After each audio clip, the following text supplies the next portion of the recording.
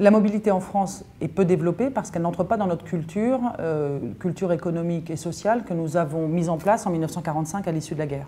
Quand on regarde le Code du travail à cette époque-là, en gros, le principe était un contrat à durée indéterminée, soit dans le secteur public, les fonctionnaires, soit dans le secteur privé, le contrat à durée indéterminée. Et autour de cela, s'est trouvé bâti un certain nombre de dispositifs qui permettaient de concourir à l'acquisition de droits en fonction de l'ancienneté. Par conséquent, l'idée était que j'entre dans l'entreprise une fois formé et j'en sors à la retraite. Et la mobilité professionnelle apparaît du coup comme un dispositif que l'on subit plutôt que l'on souhaite. Par conséquent, et globalement, dans notre imaginaire collectif, nous faisons un lien entre le contrat à durée, la mobilité professionnelle et la fin de mes avantages et le drame que constitue la perte de mon emploi.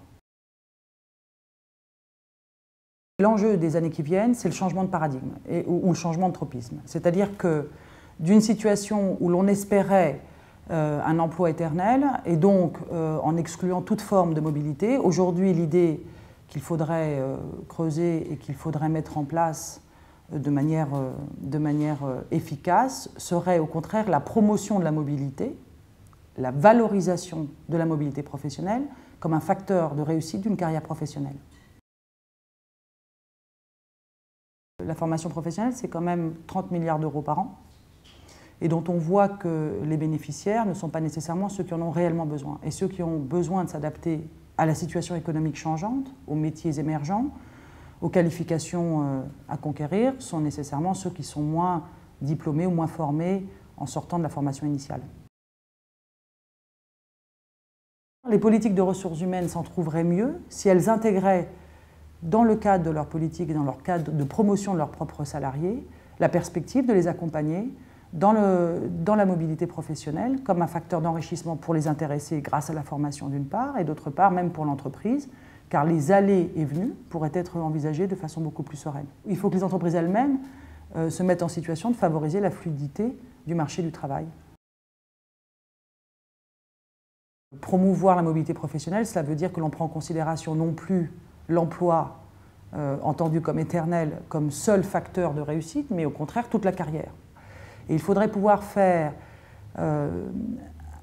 mettre en place un dispositif qui soit de nature à prendre en considération non pas l'ancienneté appréciée dans une seule entreprise pour précisément l'appréciation des droits, qu'ils soient liés à la protection sociale ou à d'autres droits d'ailleurs, mais prendre en considération la totalité de la carrière de l'individu.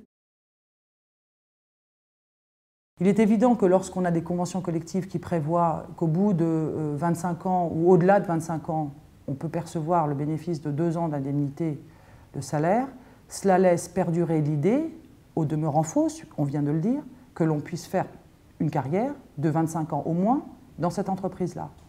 En d'autres termes, ce qui était valable au cours du XXe siècle, ne l'est moins aujourd'hui. Et par conséquent, plutôt que de faire briguer ou de faire miroiter des perspectives qui semblent aujourd'hui illusoires, il vaut mieux procéder au plafonnement de ces indemnités de licenciement, de manière à ce que, mécaniquement, le salarié n'attende pas de son maintien à l'entreprise un bénéfice parfaitement illusoire.